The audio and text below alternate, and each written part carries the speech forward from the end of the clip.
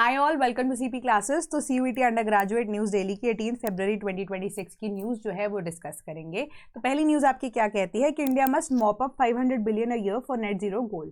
तो आपको बस इतना पता होना चाहिए कि इंडिया के जो अब प्लेजेस है, ग्लोबल प्लेजेस है, उनमें से एक ग्लोबल प्लेज का मतलब क्या होता है कि आपने पूरी ग्लोबल कम्युनिटी यानी कि पूरी कंट्रीज जो कि उस पर्टिकुलर मीटिंग का, उस ट्रीटी का, उस एग्रीमेंट का अगर हिस्सा थे, उसका हिस्सा इंडिया भी है। एंड हमने क्या प्लेज किया है कि बाय 2070 मतलब बाय द ईयर ऑफ 2070 हम नेट जीरो कार्बन एमिशंस कर देंगे, मतलब जीरो कार्बन एमिशंस होंगी हमारी बाय द ईयर ऑफ 2070।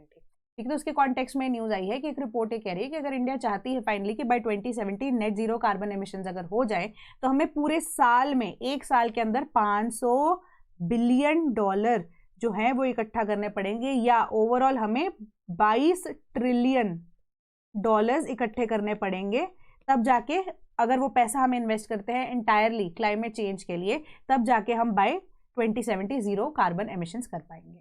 ठीक है, एक न्यूज ये कहती है then Adani commits 100 billion to build AI ready data center. तो अब हमें पता है एआई समिट 5 दिन के लिए यहाँ पर ऑर्गेनाइज किया जा रहा है। आज सेकंड या थर्ड डे है उसका। ठीक है, थर्ड डे है ऑफ द समिट। तो उसके अकॉर्डिंगली अब अदानी ग्रुप ऑफ कंपनीज जो है वो क्या चाहती हैं कि वो भी इन्वेस्ट करे एआई रेडी डाटा सेंटर्स के अंदर।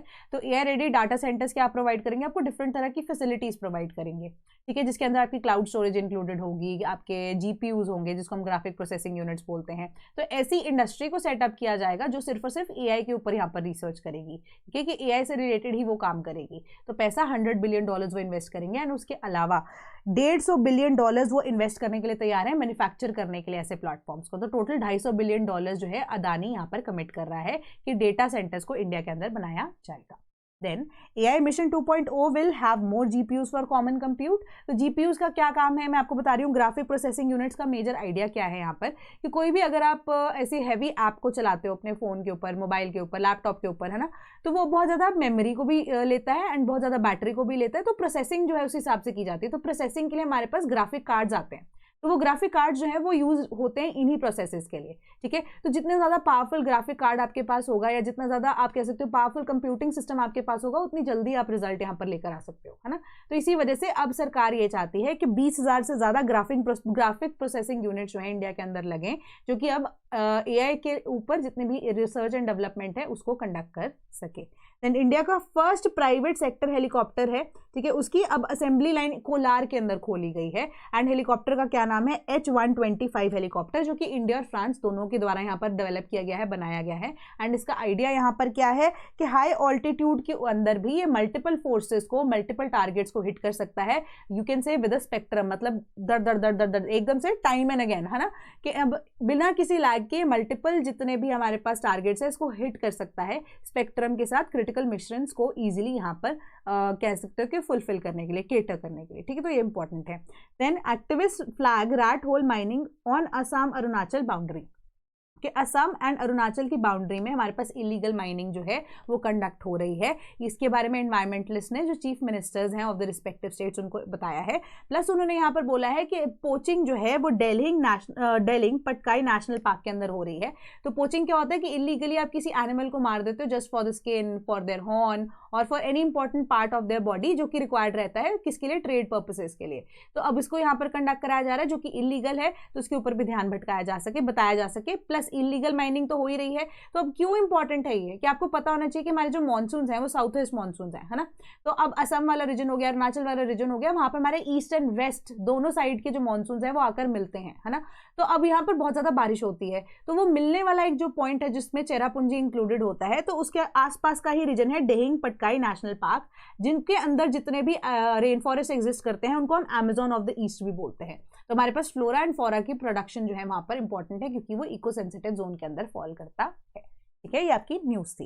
देन 2 डिजिटल इनिशिएटिव्स जो कि एआई इकोसिस्टम को यहाँ पर बूस्ट करेंगे मिलिट्री के कॉन्टेक्स्ट में, वो आर्मी ने, sorry for medical purposes also, वो सरकार ने यहाँ पर लॉन्च किए हैं। दोनों का नाम क्या है? साही एंड बोध। सॉरी, साही जो है इसका फुल फॉर्म क्या है? Secure AI for health initiative, and both का क्या काम है, benchmarking open data platform for health AI. ठीक है, दोनों हेल्थ सेक्टर से रिलेटेड है। क्या काम करते हैं आपको इतना यहाँ पर पढ़ने की जरूरत नहीं है, बट मोटा मोटा मैं आपको ये बता देती हूँ कि साही का काम क्या है कि जितने भी हमारे रूल्स हैं वो रिटर्न इसके अंदर होंगे। बोध का मतलब यहाँ पर क्या होगा, बोध मतलब कि उसको यूज कैसे किया जाना है, इंप्लीमेंट कैसे किया जाना है। तो ऐसा मैकेनिज्म जो कि एआई के थ्रू यहाँ पर आपको बता सकता है कौन सा रूल किस हिसाब से क्या कहता है मेडिकल इंडस्ट्री के अंदर, एंड मेडिकल इंडस्ट्री में अगर ऐसी कोई सिचुएशन आ जाती है तो आप किस तरीके से प्रोसेस को फॉलो करेंगे।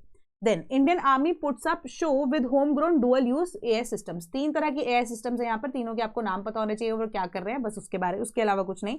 पहले का नाम है समुन, ठीक है, यहाँ पे लिख देती हूं मैं समुन। दूसरे का नाम है हमारे पास एकम, एंड तीसरे का नाम है हमारे पास प्रक्षेपण। ठीक है, अब समुन का क्या काम है, समुन का डुअल पर्पस है। एक तो डिफेंस पर्पसेस के लिए, कोई भी अगर एनिमी है, ठीक है, उसके अगेंस्ट जो भी ऐसे अगर कोई मूवमेंट होती है, ये इसको यहाँ पर सैटेलाइट की मदद से इंटीग्रेट अगर इसको किया जाता है तो इजीली हम मेकआउट कर सकते हैं इस चीज को, एंड अपने जो मिशन है इसको प्लान कर सकते हैं। दूसरा है कि ये हमारे जितने भी आप कह सकते हो डिजास्टर रिस्पॉन्स के लिए, डिजास्टर मैनेजमेंट के लिए हेल्प करेगा। एकम की जब हम बात कर रहे हैं तो ये क्लाउड स्टोरेज प्रोवाइड करेगा।